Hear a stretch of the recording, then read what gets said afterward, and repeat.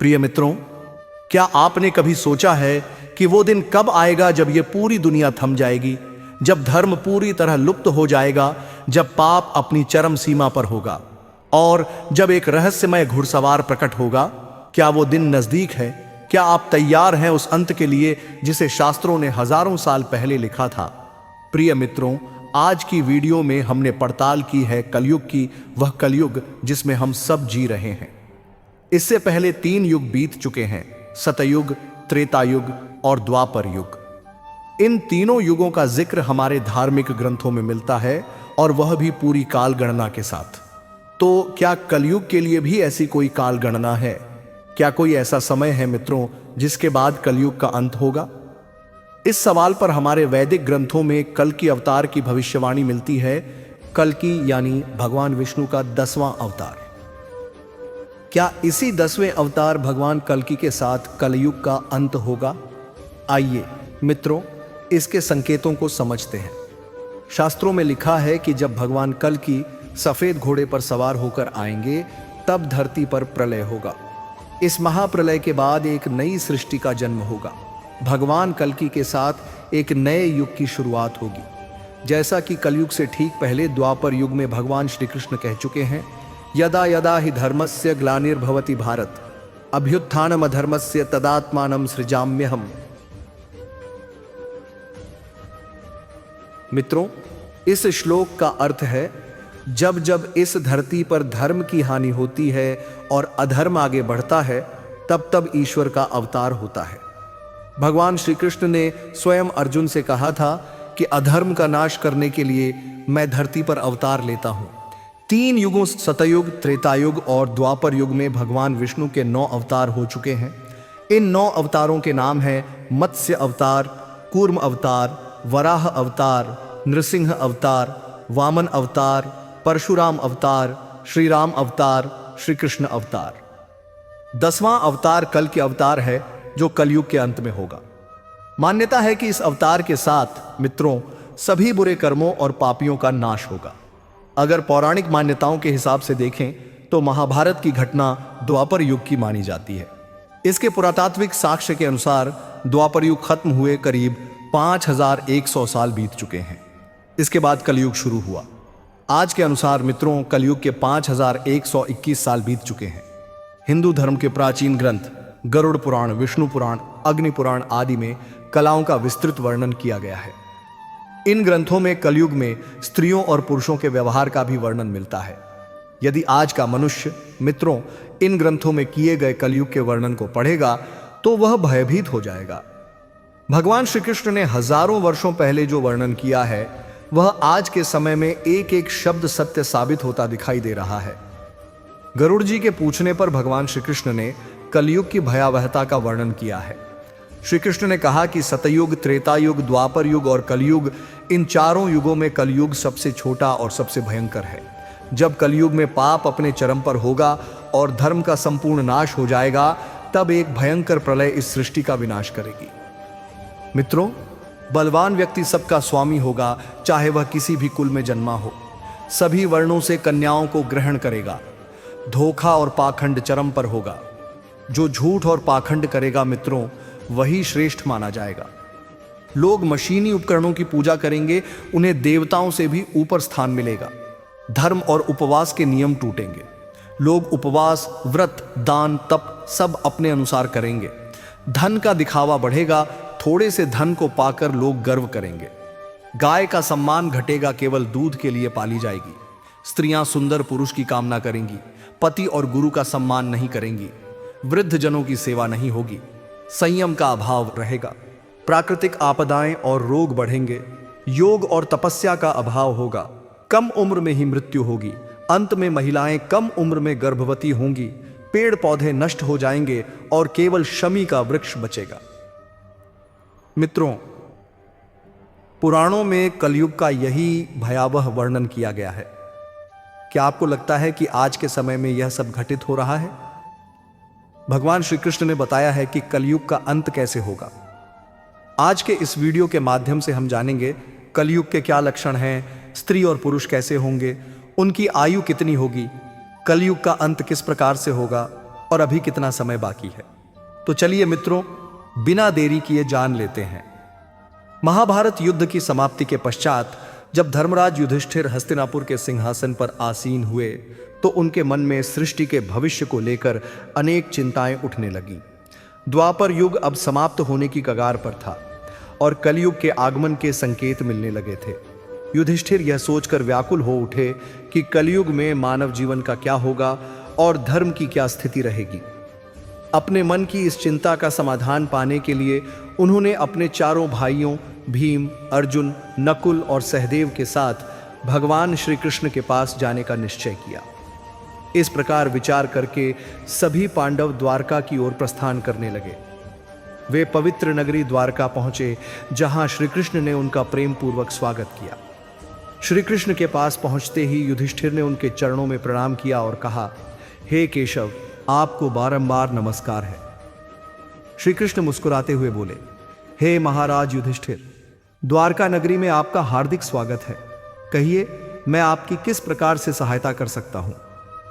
युधिष्ठिर ने विनम्रता से कहा, हे माधव, आप तो सर्वज्ञ हैं।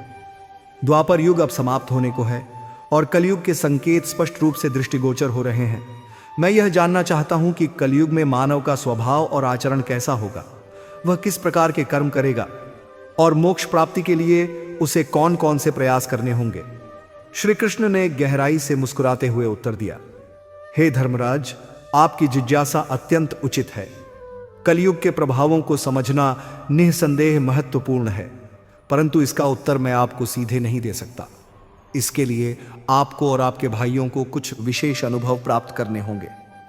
युधिष्ठिर ने उत्सुकता से पूछा, हे केशव, आप जिस प्रकार की परीक्षा की बात कर रहे हैं उसके लिए हम क्या करें? हमें किस प्रकार के अनुभव प्राप्त करने होंगे? श्री कृष्ण ने कहा, हे महाराज, आपको और आपके चारों भाइयों को अलग अलग दिशाओं में स्थित घने और भयानक वनों में जाकर कुछ विचित्र और अद्भुत दृश्य देखने होंगे। जब आप उन वनों में जाकर असामान्य घटनाओं का अनुभव करेंगे तो उन्हें आकर मुझसे साझा करें। तभी मैं आपको कलयुग के प्रभावों के विषय में विस्तार पूर्वक बता सकूंगा। युधिष्ठिर ने कहा, जैसी आपकी आज्ञा केशव। आप जिस स्थान की ओर इशारा करेंगे हम वहां जाने के लिए पूर्णतः तैयार हैं। भगवान श्री कृष्ण ने कहा, हे महाराज, अब आप और आपके चारों भाई अलग अलग दिशाओं में प्रस्थान करें। सभी दिशाओं में घने और रहस्यमयी वन स्थित हैं। आप उन जंगलों में जाकर देखें। यदि कोई विचित्र वस्तु या घटना दृष्टिगोचर हो तो उसे देखकर लौट आएं। मैं उसी के माध्यम से आपको आने वाले कलयुग का रहस्य बताऊंगा। फिर युधिष्ठिर और उनके भाइयों ने भगवान श्री कृष्ण की आज्ञा का पालन करते हुए वन की ओर प्रस्थान करने का निश्चय किया। पांडव अपने रथों से उतरकर पैदल ही वनों की ओर चल पड़े। यात्रा कठिन थी, परंतु उनके मन में श्री कृष्ण की आज्ञा का पालन करने की तीव्र इच्छा और सत्य की खोज की जिज्ञासा थी। वन का वातावरण अत्यंत शांत, रहस्यमय और अद्भुत था। पांडव एक एक कर अलग अलग दिशाओं में निकल पड़े ताकि वे अधिक से अधिक अद्भुत अनुभव प्राप्त कर सकें। युधिष्ठिर का अनुभव। सबसे पहले युधिष्ठिर एक घने और रहस्यमय वन में पहुंचे। वहां उन्होंने देखा कि एक विशालकाय हाथी के 2 सूंड हैं। वह हाथी अपने दोनों सूंडों से वन के पेड़ों को उखाड़ रहा था, मानो उसमें अतुलनीय शक्ति हो। यह दृश्य देखकर युधिष्ठिर आश्चर्यचकित रह गए और सोचने लगे, यह विचित्र घटना क्या संकेत दे रही है। उन्होंने उस हाथी को ध्यानपूर्वक देखा और उसके अद्वितीय रूप को समझने का प्रयास किया। अर्जुन का अनुभव। इसके बाद अर्जुन एक सुंदर और शांत वन में पहुंचे जहां पक्षियों की मधुर चहचहाहट गूंज रही थी। वहां उन्होंने देखा कि एक विशाल पक्षी के पंखों पर वेदों की रचाई लिखी हुई थी। वह पक्षी अत्यंत गौरवशाली और दिव्य प्रतीत हो रहा था, लेकिन वह मृत जीवों का मांस खा रहा था। अर्जुन यह विरोधाभासी दृश्य देखकर सोच में पड़ गए। एक ओर यह पक्षी वेदों के ज्ञान का प्रतीक है और दूसरी ओर वह अपवित्र भोजन कर रहा है। इसका क्या अर्थ हो सकता है? भीम का अनुभव। फिर भीम, जो बलशाली और पराक्रमी थे, एक हरे भरे चारागाह में पहुंचे जहां गायों का एक झुंड चर रहा था। वहां उन्होंने देखा कि एक गाय ने एक बछड़े को जन्म दिया लेकिन वह गाय अपने ही नवजात बछड़े को इतनी जोर से चाटने लगी कि वह बछड़ा लहूलुहान हो गया। भीम यह दृश्य देखकर सोचने लगे, यह कैसी ममता है जो अपने ही संतान को पीड़ा पहुंचा रही है। सहदेव का अनुभव। इसके बाद सहदेव एक शांत जलाशय के पास पहुंचे। वहां 7 कुएं थे। आश्चर्य की बात यह थी कि उन 7 कुओं में से 6 में जल भरा हुआ था, लेकिन बीच वाला कुआं जो सबसे गहरा था पूर्णतः शुष्क था। यह अद्भुत दृश्य देखकर सहदेव गहरे विचार में डूब गए। सभी कुएं जल से परिपूर्ण हैं, लेकिन सबसे गहरा कुआं सूखा क्यों है? यह किसी गूढ़ रहस्य की ओर संकेत कर रहा है। नकुल का अनुभव। अंत में नकुल एक पर्वतीय क्षेत्र में पहुंचे। चारों ओर ऊंचे ऊंचे पर्वत और हरे भरे वृक्षों से आच्छादित सुंदर दृश्य था। उन्होंने देखा कि एक विशाल शिला पर्वत की चोटी से लुढ़कती हुई नीचे आ रही है। वह शिला अपने मार्ग में आने वाले हर बड़े बड़े वृक्षों को उखाड़ फेंक रही थी। नकुल ने यह भयावह और अद्भुत दृश्य देखकर सोचा, यह शिला क्या संकेत दे रही है? क्या यह विनाश के प्रारंभ का प्रतीक है? लेकिन जब वह एक छोटे से पौधे के पास पहुंची तो उसे छूते ही वह शिला स्थिर हो गई। नकुल इस घटना से स्तब्ध रह गए और सोचने लगे कि यह छोटा सा पौधा इतना शक्तिशाली कैसे हो सकता है। उन्होंने इस दृश्य को ध्यान से देखा और उसे समझने का प्रयास किया। शाम होते ही 5 भाई वन से लौटकर भगवान श्री कृष्ण के पास पहुंचे। वे सभी अपने अपने अनुभवों को साझा करने के लिए अत्यंत उत्सुक थे। सबसे पहले युधिष्ठिर ने अपनी बात कही। हे प्रभु, मैंने एक हाथी देखा जिसकी 2 सूंडें थीं। यह दृश्य देखकर मैं अत्यंत चकित हुआ। श्री कृष्ण मुस्कुराए और बोले, धर्मराज, इस दृश्य का अर्थ यह है कि कलयुग में ऐसे लोग सत्ता में आएंगे जो दोनों ओर से शोषण करेंगे। वे एक ओर प्रजा से सेवा और भक्ति की मांग करेंगे और दूसरी ओर अपने स्वार्थ के लिए उनका दोहन करेंगे। वे दिखावे में कुछ और होंगे और भीतर से कुछ और। ऐसे शासक प्रजा के हित की बजाय अपने स्वार्थ को प्राथमिकता देंगे। इसके बाद अर्जुन ने कहा, प्रभु, मैंने एक पक्षी देखा जिसके पंखों पर वेदों की रचनाएं लिखी हुई थीं, लेकिन वह पक्षी मुर्दे का मांस खा रहा था। यह दृश्य मेरे लिए अत्यंत विचित्र था। श्री कृष्ण ने गहरे चिंतन में डूबते हुए उत्तर दिया, अर्जुन, कलयुग में ऐसे लोग होंगे जो बड़े बड़े विद्वान और पंडित कहलाएंगे। उनके पास ज्ञान तो होगा, लेकिन उनका हृदय पवित्र नहीं होगा। वे मृतकों के नाम पर धन अर्जित करने के लिए तत्पर रहेंगे। ऐसे विद्वान केवल अपने लाभ के लिए धर्म और वेदों का उपयोग करेंगे। वे केवल उस समय की प्रतीक्षा करेंगे जब कोई धनी व्यक्ति मरे और उनकी संपत्ति उनके हाथ लगे। इस युग में धर्म के नाम पर भी छल और कपट होगा। फिर भी ने अपनी बात रखी, प्रभु, मैंने देखा कि एक गाय अपने बछड़े को इतनी जोर से चाट रही थी कि वह लहूलुहान हो गया। यह दृश्य मेरे लिए बड़ा ही विचित्र और पीड़ादायक था। श्री कृष्ण ने गंभीरता से उत्तर दिया, भीम, कलयुग में माता पिता अपने बच्चों के प्रति अत्यधिक ममता और मोह दिखाएंगे, लेकिन यह स्नेह उनके विकास के मार्ग में बाधा बनेगा। अत्यधिक सुरक्षा और मोह के कारण बच्चे आत्मनिर्भर नहीं बन पाएंगे। वे जीवन में आगे बढ़ने के बजाय मोह माया के जाल में फंसकर रह जाएंगे। माता पिता की यह ममता ही उनके बच्चों के लिए बाधा बन जाएगी और वे निर्बल बन जाएंगे। अब सहदेव ने कहा, हे प्रभु, मैंने 7 कुओं का एक अद्भुत दृश्य देखा। उनमें से 6 कुएं पानी से भरे हुए थे, लेकिन बीच वाला कुआं जो सबसे गहरा था वह पूर्णतः सूखा था। यह दृश्य मेरे लिए अत्यंत विचित्र था।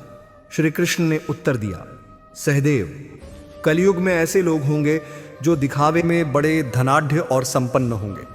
वे भव्य आयोजनों और उत्सवों में अपार धन खर्च करेंगे, लेकिन अपने पड़ोस में भूखे प्यासे लोगों की ओर देखने की भी आवश्यकता नहीं समझेंगे।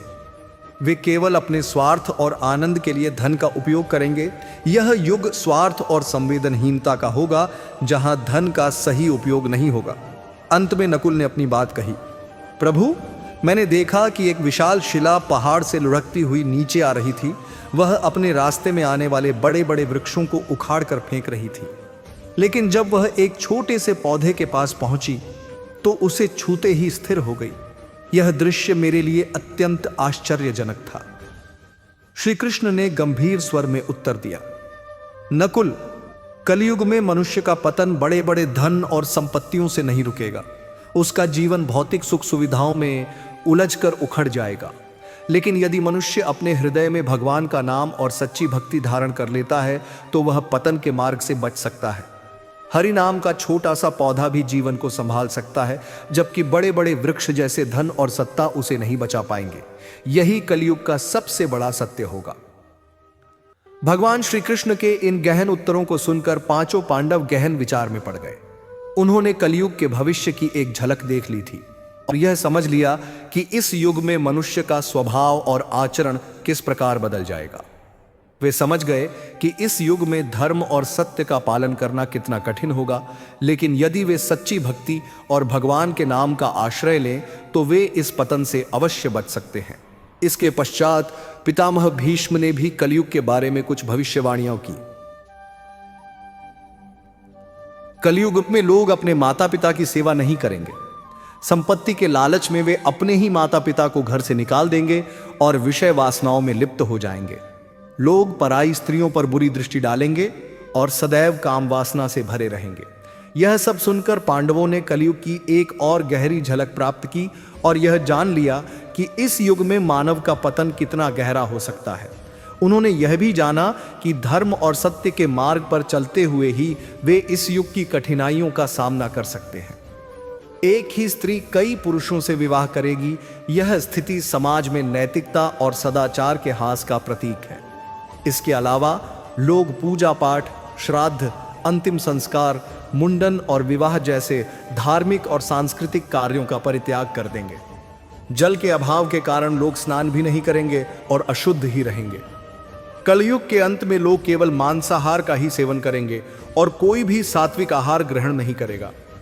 इस युग में लोगों के वस्त्र चमकीले और तने हुए होंगे, जो उनके भौतिक आकर्षण और आध्यात्मिकता से दूर होने का संकेत है। तीसरा संकेत, वृक्षों का फलहीन होना। भगवान श्री कृष्ण ने तीसरा संकेत बताया कि कलयुग के अंत समय में वृक्षों में फल आना बंद हो जाएगा। सभी वृक्ष फल रहित हो जाएंगे और सृष्टि में हर तरफ केवल शमी के वृक्ष ही दिखाई देंगे। मनुष्य शाकाहार को त्याग कर केवल मांसाहार का सेवन करेंगे। इस युग का भोजन तामसिक और रोग उत्पन्न करने वाला होगा, जिससे लोग जल्दी ही बूढ़े होकर मृत्यु को प्राप्त हो जाएंगे।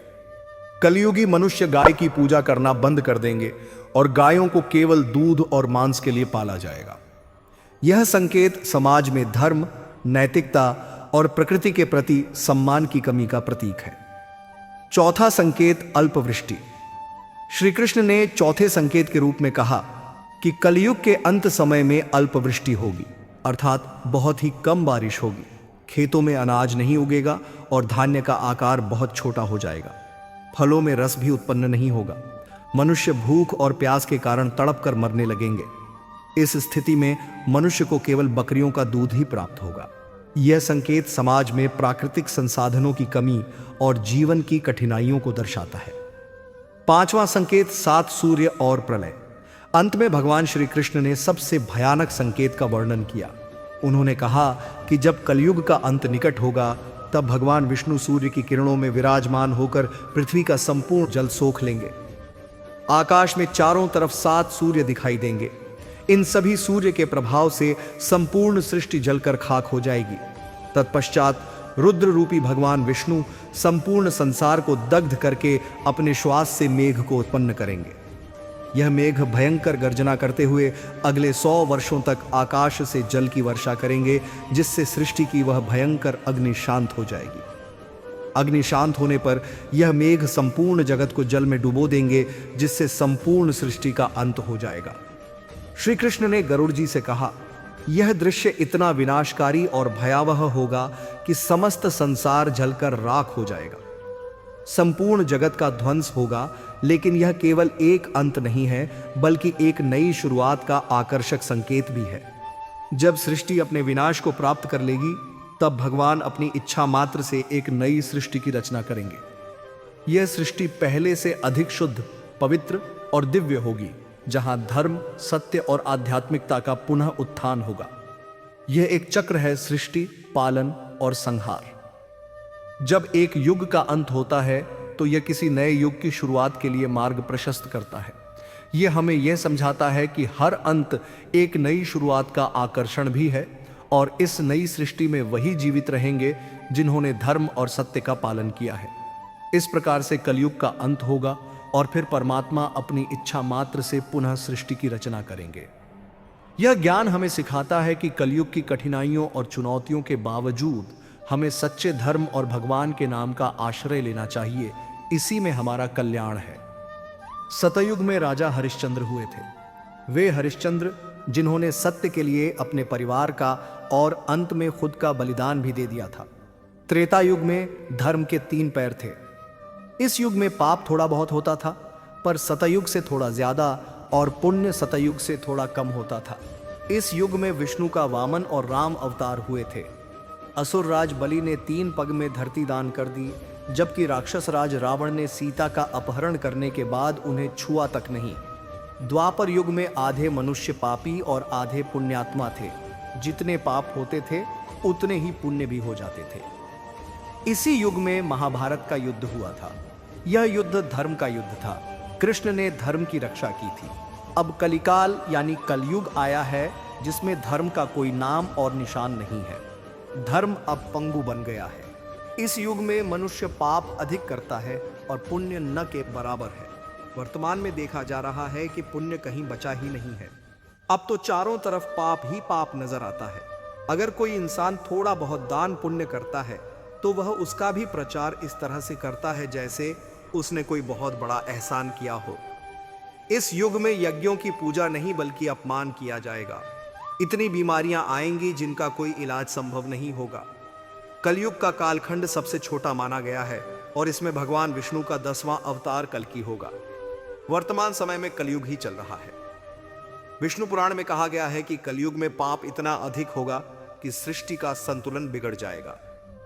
मुनियों और ऋषियों से चर्चा में वेदव्यास जी कहते हैं, कलयुग सबसे श्रेष्ठ युग है क्योंकि 10 वर्ष के व्रत तप से सतयुग का पुण्य, 1 वर्ष के तप से त्रेता का पुण्य, 1 महीने के तप से द्वापर का पुण्य और 1 दिन के तप से कलयुग का पुण्य प्राप्त होता है।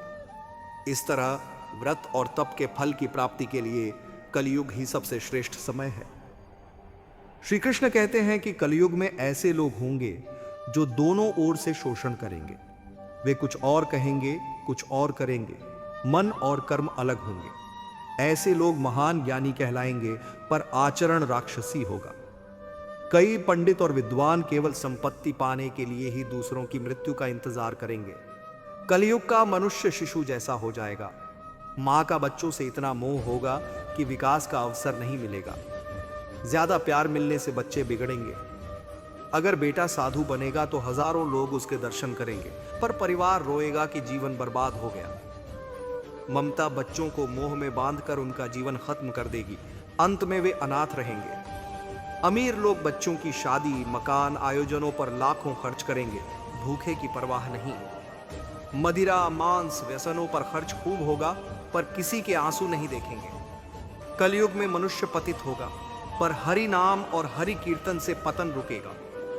पुराणों में लिखा है कि कलयुग में वेद विरोधी शासन होगा।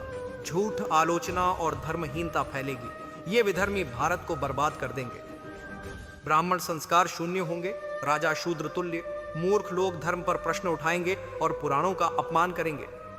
जब वेद त्यागे जाएंगे, लोग छोटी बात पर क्रोधित होंगे। दुष्ट लोग स्त्रियों, बच्चों, गांवों और ब्राह्मणों को मारने से नहीं हिचकिचाएंगे। वे दूसरों की स्त्री, यौवन और धन को हथियाएंगे। ब्रह्मा ने नारद से कहा, कलयुग में मनुष्य दुष्ट होगा, योगी भी दुष्ट चित्त वाले। समाज में विरोध फैलेगा। ब्राह्मण, क्षत्रिय, वैश्य दुष्ट कर्म करेंगे। राजाओं में चरित्रहीनता होगी। देश और गांवों में कष्ट बढ़ेगा। संत दुखी रहेंगे। धर्म त्याग कर लोग दूसरे धर्म अपनाएंगे। देवताओं का देवत्व नष्ट होगा। आशीर्वाद नहीं मिलेगा। मनुष्यों की बुद्धि धर्म से विपरीत हो जाएगी। पृथ्वी पर पाप और झूठ का राज्य होगा। वेद पालन नहीं होगा। विवाह धर्म नहीं माना जाएगा। शिष्य गुरु के अधीन नहीं रहेंगे। पुत्र धर्म नहीं निभाएंगे। जो बलवान होगा वही स्वामी होगा। लोग कन्याओं को बेचकर निर्वाह करेंगे। कलयुग में जो बोलेगा वही शास्त्र माना जाएगा। कम धन में भी घमंड होगा। स्त्रियां अपने केशों पर गर्व करेंगी। स्त्रियां धनहीन पतियों को त्याग देंगी। उस समय धनवान पुरुष ही स्त्रियों के स्वामी होंगे। जो अधिक धन देंगे वही लोग अपना स्वामी मानेंगे। उस समय लोग केवल प्रभुता और शक्ति के कारण संबंध बनाएंगे। सारा धन केवल घर बनाने और दिखावे में ही समाप्त हो जाएगा। पुण्य के कार्यों में कोई निवेश नहीं होगा। बुद्धि केवल धन के संग्रह और भोग विलास में लगी रहेगी। स्त्रियां अपनी मनमर्जी से आचरण करेंगी और भोग विलास की माया में पूरी तरह लिप्त रहेंगी। अन्याय से धन कमाने वाले पुरुषों के प्रति उनकी गहरी आसक्ति होगी। कलयुग में सभी लोग समानता का दावा करेंगे, परंतु एक दूसरे से जलेंगे और नफरत करेंगे। प्रजा पानी और सूखे के भय से व्याकुल रहेगी। उनके नेत्र आसमान की ओर लगे रहेंगे। वर्षा के अभाव में मनुष्य तपस्वी की भांति फल, फूल और पत्ते खाकर जीवन यापन करेंगे। कलयुग में देव पूजा, अतिथि सत्कार, श्राद्ध और तर्पण जैसी पवित्र क्रियाएं समाप्त हो जाएंगी। स्त्रियां लोभी, नाटी, अधिक खाने वाली और मंद भाग्य वाली होंगी। वे गुरुजनों और पति की आज्ञा का पालन नहीं करेंगी, पर्दे में भी नहीं रहेंगी और अपना जीवन स्वयं चलाएंगी। वे क्रोध से भरी रहेंगी, देह की शुद्धि पर ध्यान नहीं देंगी और असत्य तथा कटु वचन बोलेंगी। दुराचारी पुरुषों से मिलने की अभिलाषा रखेंगी और अपने शरीर का खुलकर प्रदर्शन करेंगी। ब्रह्मचारी लोग बिना वेदों में कहे गए व्रतों का पालन किए तपस्या करेंगे। गृहस्थ पुरुष न तो हवन करेंगे और न उचित दान देंगे। वनों में रहने वाले भी वनों के कंधों और मूल पर निर्भर रहने की बजाय ग्रामीण आहार का संग्रह करेंगे। सन्यासी भी मित्रता और स्नेह के बंधनों में बंधे रहेंगे। वे भी स्त्रियों के प्रति गलत दृष्टि रखेंगे। कलयुग आने पर राजा प्रजा की रक्षा नहीं करेंगे, बल्कि कर के बहाने प्रजा के धन का अपहरण करेंगे। अधम मनुष्य संस्कारहीन होते हुए भी पाखंड का सहारा लेकर लोगों को ठगने का काम करेंगे। उस समय पाखंड की अधिकता और अधर्म की वृद्धि से लोगों की आयु कम होती चली जाएगी। उस समय 5, 6 अथवा 7 वर्ष की आयु में स्त्रियां और 8 या 10 वर्ष की आयु में पुरुष संतान उत्पन्न करने लगेंगे। गौर कलयुग आने पर मनुष्य 20 वर्ष तक भी जीवित नहीं रहेंगे। उस समय लोग मंद बुद्धि वाले, व्यर्थ चिन्ह धारण करने वाले और बुरी सोच वाले होंगे। लोग ऋण चुकाए बिना ही भूल जाएंगे और जो शास्त्रों में कहीं विधान नहीं है, ऐसे यज्ञों का अनुष्ठान होगा। मनुष्य अपने को ही पंडित समझेंगे और बिना प्रमाण के ही सब कार्य करेंगे। तारों की ज्योति भी क्षीण हो जाएगी, 10 दिशाएं विपरीत हो जाएंगी। पुत्र पिता को और बहुएं ससुर को काम करने को कहेंगी। मनुष्य अपने माता पिता को घर से बाहर निकाल देंगे और उनका अपमान करेंगे। कलयुग में समय के साथ साथ मनुष्य वर्तमान पर विश्वास करने वाले, शास्त्र ज्ञान से रहित, दंभ और अज्ञानी हो जाएंगे। कलयुग के अंत समय में भयंकर युद्ध होंगे। भारी वर्षा, प्रचंड आंधी और तीव्र गर्मी से लोग बेहाल हो जाएंगे। लोग खेती काट लेंगे, कपड़े चुरा लेंगे, पानी पीने का सामान और पेटियां तक चोरी हो जाएंगी। चोर अपने जैसे चोरों की संपत्ति भी चुराने लगेंगे। हथियारों से भी हत्याएं होने लगेंगी। चोरों से चोरों का नाश होगा, जिससे जनता का कल्याण भी होगा। बाद में मनुष्यों की आयु अधिकतम 30 वर्ष रह जाएगी। औसत आयु 20 वर्ष तक ही सीमित हो जाएगी। 10 वर्ष की आयु में स्त्रियां गर्भवती हो जाएंगी। 16 वर्ष की आयु में लोग वृद्ध हो जाएंगे और बस वर्ष में मृत्यु को प्राप्त हो जाएंगे। इंसान का शरीर घटकर बोना हो जाएगा। कलयुग में ऐसा समय आएगा जब मनुष्यों की उम्र अत्यंत कम रह जाएगी। युवावस्था समाप्त हो जाएगी। कली के प्रभाव से प्राणियों के शरीर छोटे, क्षीण और रोगग्रस्त हो जाएंगे। 12वें स्कंध में श्री सुखदेव जी परीक्षित जी से कहते हैं, जैसे जैसे गौर कलयुग आता जाएगा, धर्म, सत्य, पवित्रता, क्षमा, दया, आयु, बल और स्मरण शक्ति का लोप होता जाएगा। कलिकाल बढ़ने के साथ साथ मनुष्यों की आयु घटकर 20 या 30 वर्ष रह जाएगी। धर्म और जीवन का पतन होगा। कलयुग में चारों वर्णों के लोग शूद्रों के समान हो जाएंगे। गाय भी बकरियों की तरह छोटी और कम दूध देने वाली हो जाएगी। अंततः अन्न उपज बंद हो जाएगा, पेड़ों पर फल नहीं लगेंगे। धीरे धीरे सारी चीजें विलुप्त हो जाएंगी। गाय दूध देना बंद कर देगी।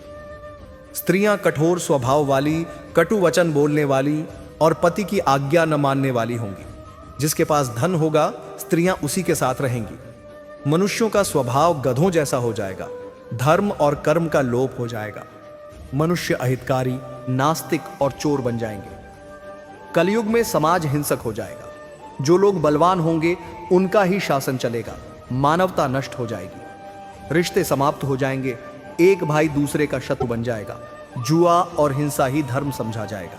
पुत्र अपने पिता और पिता अपने पुत्र का वध करके भी संतुष्ट नहीं होंगे। लोग अपनी प्रशंसा के लिए बड़ी बातें बनाएंगे पर उनकी निंदा नहीं होगी। कलयुग का अंत और समाधान। कलयुग के अंत में अनैतिक कृत्य सामान्य हो जाएंगे। स्त्री पुरुष वैदिक नियमों का पालन छोड़ देंगे। कलयुग से बचने का एकमात्र उपाय हरि कीर्तन और धर्म का सच्चा अनुसरण है। केवल वेदों की ओर लौटकर मानवता का उद्धार संभव है। धर्म से विमुख व्यक्ति हमेशा दुखों में घिरा रहेगा।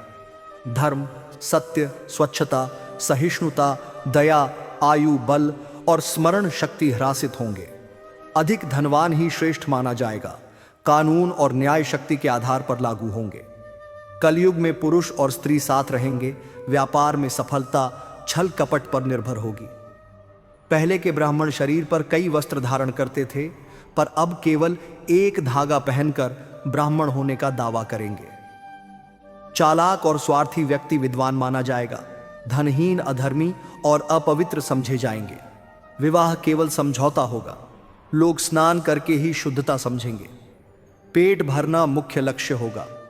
सुंदरता बालों से मानी जाएगी।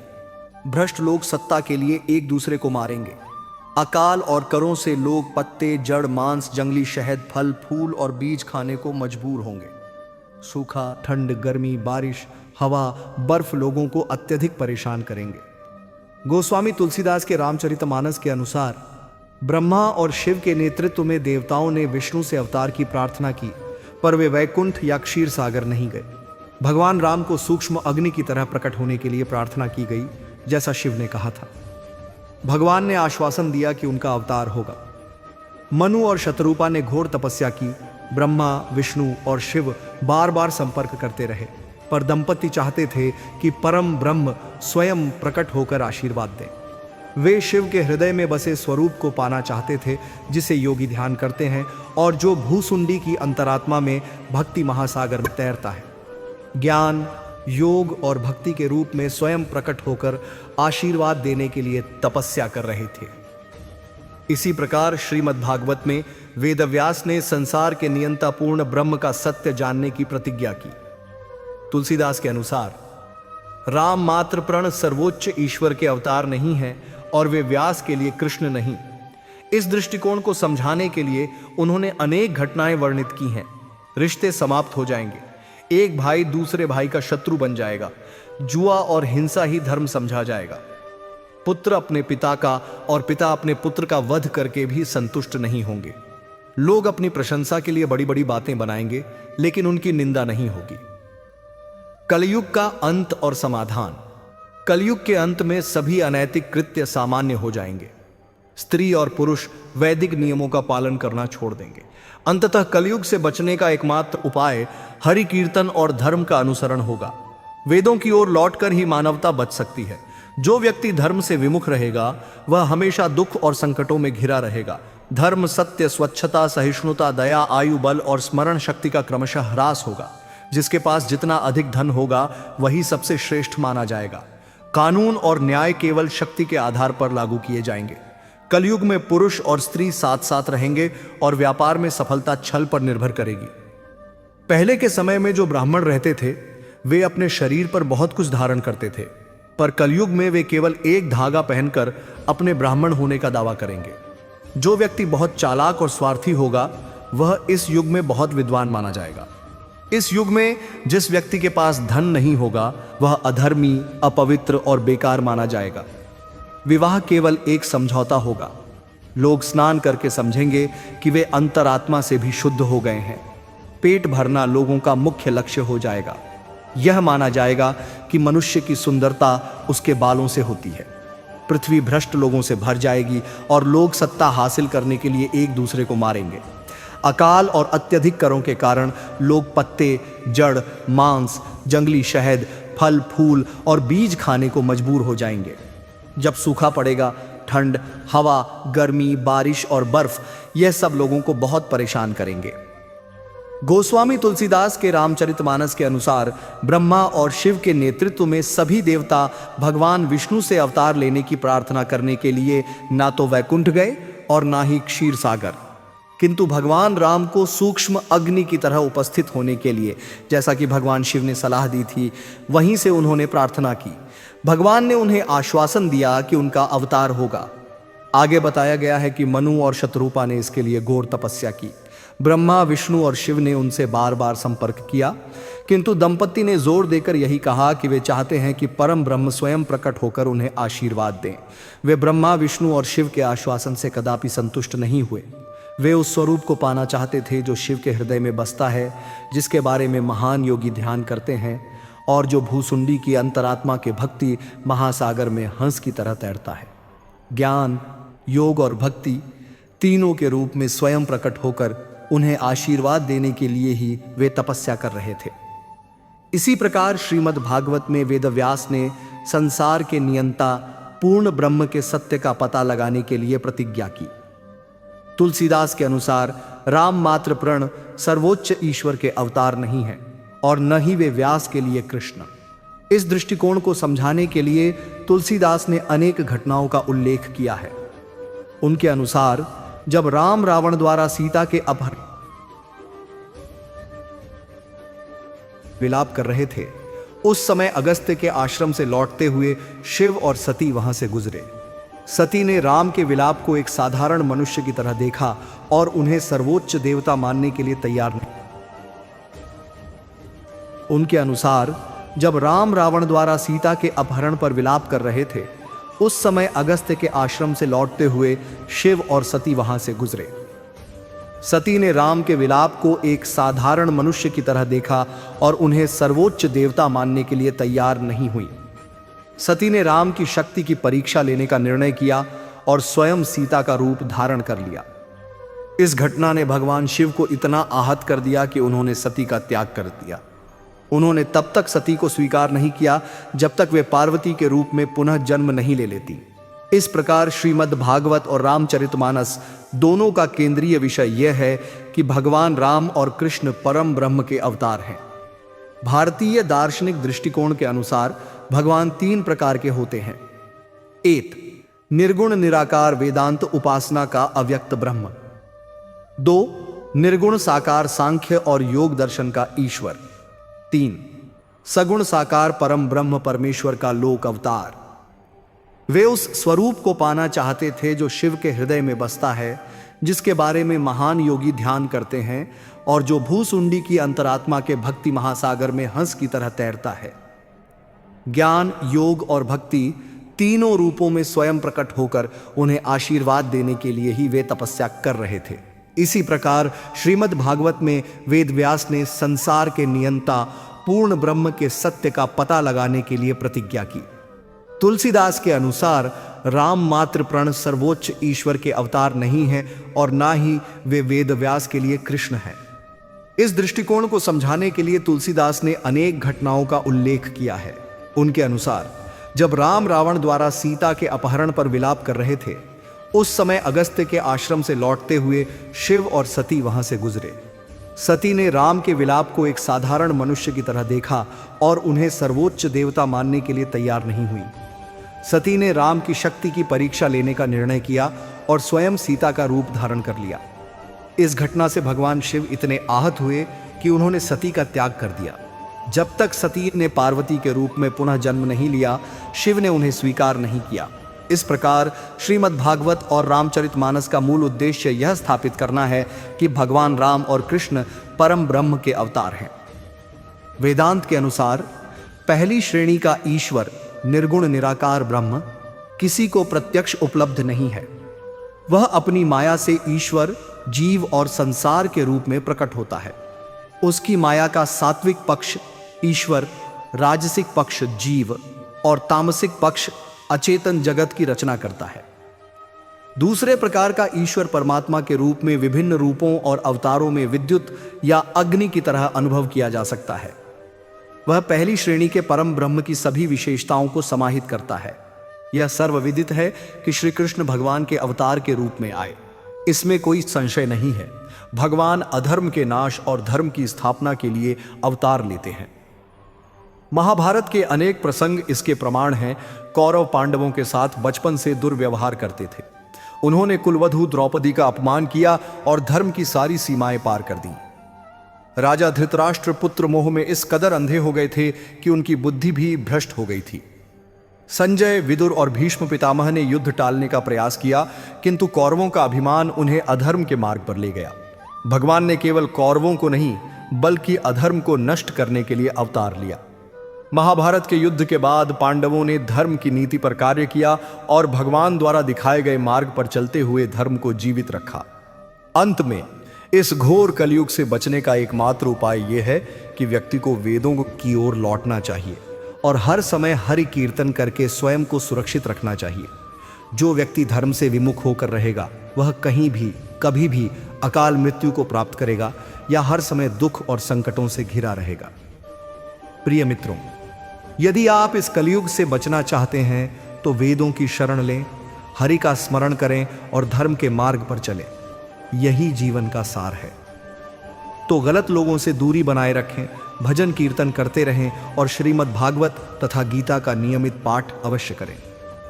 आप ईश्वर की पूजा आराधना में लगे रहें। इससे आपके जो भी बुरे कर्मों के फल हैं वे समाप्त हो जाएंगे और आपको इस कलयुग से मुक्ति मिलेगी। भगवान श्री कृष्ण ने कहा है कि जो व्यक्ति कलयुग में हमेशा सत्य के मार्ग पर चलेगा उसका जीवन आसान हो जाएगा। श्री कृष्ण की बताई गई इन 4 अहम बातों का पालन कलयुग के लोगों के लिए कठिन जरूर है, लेकिन जो इनका अनुसरण करेगा उसका जीवन सरल और सुखमय होगा। आज की भागदौड़ भरी जिंदगी में ईश्वर का स्मरण करने के लिए शायद किसी के पास समय नहीं होता, लेकिन जब विपत्ति आती है तो सभी को भगवान याद आते हैं। यदि इंसान सुख के समय भी भगवान का स्मरण करता रहे तो उसे दुख के दिन नहीं देखने पड़ेंगे। इसे ध्यान में रखते हुए हमें सुख और दुख दोनों समय भगवान का स्मरण करते रहना चाहिए। रोजाना श्रीमद् भागवत और गीता का पाठ करना चाहिए और भगवान के नाम का निरंतर जप करना चाहिए। हमेशा अच्छे कर्म करते रहना चाहिए। हिंदू धर्म में ब्रह्मा और विष्णु पुराण की कई मान्यताएं हैं। पुराणों के अनुसार कलयुग के समाप्त होने के बाद यह संसार भी समाप्त हो जाएगा। विष्णु पुराण में कई ऐसी परिस्थितियां वर्णित हैं जिनसे पता चलता है कि सृष्टि अपने अंत के निकट है। बताया गया है कि महाभारत युद्ध के समय कई लोग किसी कारणवश इस युद्ध में भाग नहीं ले पाए थे। वे सभी योद्धा युद्ध लड़ना चाहते थे और उनकी यह इच्छा कलयुग के अंत में पूरी होगी। कलयुग के अंत में कल के अवतार का जन्म होगा। भगवान बलराम, जिन्हें जगन्नाथपुरी में बलभद्र के नाम से जाना जाता है, प्रकट होंगे और अधूरा महाभारत युद्ध पुनः लड़ा जाएगा। यहां से आपकी जिंदगी की सबसे महत्वपूर्ण सीख शुरू होती है। गलत लोगों से हमेशा दूरी बनाए रखें। अपने दिल और दिमाग को शुद्ध रखने के लिए भजन कीर्तन में मन लगाएं और नियमित रूप से श्रीमद् भागवत तथा भगवद गीता का पाठ करें। जब आप ईश्वर की पूजा और आराधना में लीन रहेंगे तो आपके सभी बुरे कर्मों के फल स्वतः समाप्त हो जाएंगे और यही एकमात्र मार्ग है जो आपको इस कलयुग के अंधकार से निकालकर उजाले की ओर ले जाएगा। भगवान श्री कृष्ण का वचन है, जो व्यक्ति सत्य के मार्ग पर चलता है उसकी जिंदगी में संघर्ष कम होता है और वह सुख की छांव में रहता है। आज की भागदौड़ भरी जिंदगी में हम ईश्वर का स्मरण भूल जाते हैं, लेकिन जब विपत्ति आती है तभी हम प्रभु को याद करते हैं। अगर हम सुख के समय भी भगवान का नाम लेते रहें तो जीवन की हर बाधा सरल हो जाएगी। इसलिए अपने जीवन को बदलने का यह सुनहरा मौका है। रोजाना श्रीमद् भागवत और गीता का पाठ करें, भगवान के नाम का जाप करें और सदैव अच्छे कर्म करें। पुराणों ने हमें बताया है कि कलयुग के अंत में संसार में बड़े बदलाव होंगे। महाभारत के समय जिन योद्धाओं ने युद्ध नहीं लड़ा उनकी इच्छाएं कलयुग के अंत में पूरी होंगी और तब प्रकट होंगे भगवान बलराम जगन्नाथपुरी के बलभद्र स्वरूप। यह समय है जागने का, समय है अपने जीवन को धर्म और सत्य के रास्ते पर ले जाने का। कलयुग के अंधकार में भी हरि कीर्तन और सत्य का अनुसरण ही मानवता की सबसे बड़ी सुरक्षा है। तो दोस्तों, अगर आप भी इस कलयुग के प्रभावों से बचना चाहते हैं तो अभी से शुरुआत करें। गलत संगति से बचें। हर दिन भगवान का स्मरण करें, भजन कीर्तन में डूब जाएं और अपने जीवन को प्रेम, सत्य और धर्म की ज्योति से प्रकाशित करें। आपका धन्यवाद। मिलते हैं अगली वीडियो में, जहां हम फिर एक नई प्रेरणा के साथ आपके दिलों को छुएंगे। तब तक खुश रहिए, स्वस्थ रहिए और भगवान श्री कृष्ण की कृपा सदैव आपके साथ रहे। जय श्री कृष्ण।